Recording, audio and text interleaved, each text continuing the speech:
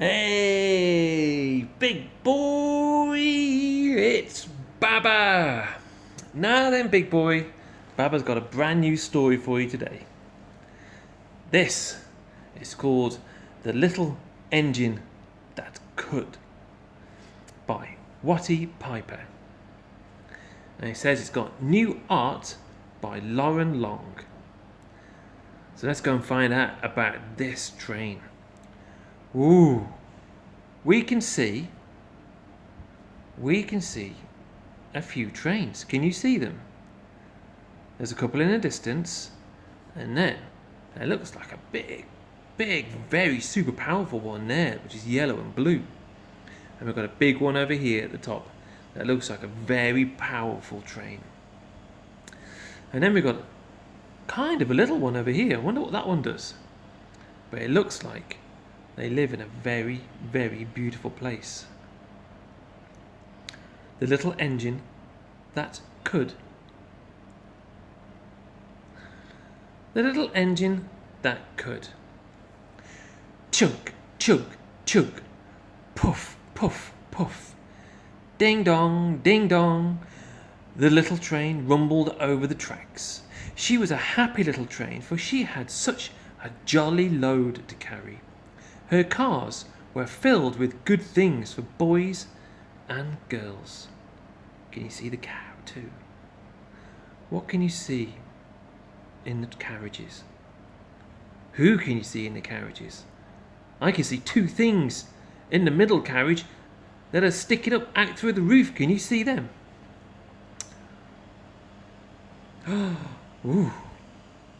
There were toy animals, giraffes with long necks, teddy bears with almost no necks at all, and even baby elephants. Then there were dolls with blue eyes and yellow curls, dolls with brown eyes and brown bobbed heads, and the funniest little toy clown you ever saw. And there were cars full of toy engines, aeroplanes, tops, jackknives, picture puzzle books, and every kind of thing boys or girls could want. But that was not all. Some of the cars were filled with all sorts of good things for boys and girls to eat. Big golden oranges, red-cheeked apples, bottles of creamy milk for their breakfasts, fresh spinach for their dinners, peppermint drops and lollipops for after-meal treats. Ooh, delicious. The little train was carrying all these wonderful things to the good little boys and girls on the other side of the mountain. She puffed along merrily. Then, all of a sudden, she stopped with a jerk. She simply could not go any further, could not go another inch. She tried and tried, but her wheels would not turn. What were all those good little boys and girls on the other side of the mountain going to do without the wonderful toys to play with and good food to eat? They all wondered. "Here comes a shiny new engine," said the funny little clown, who jumped out of the train. "Let us ask him and help us." So all the dolls and toys cried out together, "Please, shiny new engine, won't you please pull our train over the mountain? Our engine has broken down, and the boys and girls on the other side won't have any toys to play with or good food to eat unless you help us." Ooh, it doesn't look very happy, does he, this train? But the shiny new engine snorted. "Oh, I pull you. I am a passenger engine. I've just carried a fine big train over the mountain with more cars than you can never dream of.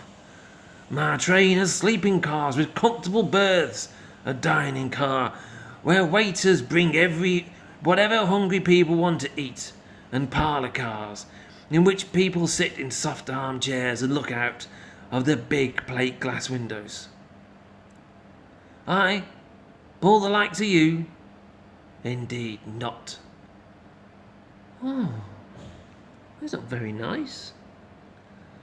and off he steamed to the roundhouse where engines live when they're not busy. The sad little train and the dolls and toys felt really sad. Then a little clown called out, "The passenger engine is not the only one in the world. Here is another engine coming, a great big strong one. Let us ask him to help us."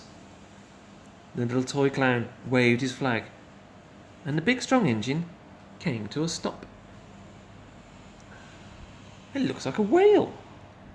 "Please, oh please, big engine," cried all the dolls and toys together. "Won't you please pull our train over the mountain? Our engine has broken down, and the good little boys and girls on the other side won't have any toys to play with or good food to eat unless you help us." But the big strong engine just bellowed, "I am a freight train. I have just pulled a big train load with big machines over the mountain. These machines print books and newspapers for grown-ups to read. I am a very important engine indeed. I won't pull the likes of you." Oh, not very nice. And the freight train puffed off indignantly to the roundhouse. And remember, the roundhouse is where the trains go to sleep at night. The little train and all the dolls and toys were very sad. "Cheer up," cried the little toy clown. "The freight engine isn't the only one in the world. Here comes another. He looks very old and tired, but our train is so little, perhaps he can help us." So the little toy clown waved his flag at the dingy, rusty old engine.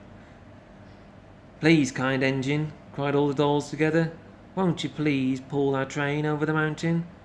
Our engine has broken down, and the boys and girls on the other side won't have any toys to play with or good food to help unless you have to eat, or won't have any good food to eat unless you help us." But the rusty old engine sighed. "I'm so tired. I must rest my weary wheels. I cannot pull, even so little a train as yours, over the mountain. I cannot. I cannot. Oh, I cannot." And off he rumbled to the roundhouse, chugging, "I cannot. I cannot. I cannot." Then, indeed, the little train was very, very sad. And the toys were just ready to cry. But the little clown called out, Here's another engine coming, a little blue one, a very little one. Maybe she will help us." The little engine came chugging merrily along. When he saw the toy clown's flag, she stopped quickly. "Hey, what is the matter, my friends?" she asked kindly. "Oh, little blue engine," cried the dolls and toys, "will you pull us over the mountain? Our engine is broken down. Good boys and girls on the other side won't have any toys to play with or any good food to eat unless you help us. Please help us. Please, little blue engine." "I gotta say, I'm not very big," said the little blue engine. "They use me only for switching trains in the yard. I've never been over the mountain." "Oh, but we must get over the mountain before the children awake," said the dolls and toys. The little engine looked up and saw the tears in the doll's eyes, and she thought of the good little boys and girls on the other side of the mountain who would not have any toys or good food unless she helped. Then she said, "I think I can. I think I can. I think I can." And she hitched herself to the little train. And she tugged and pulled and pulled and tugged, and slowly, they started off. The toy clown jumped aboard, and all the dolls and toys and toy animals began to smile and cheer.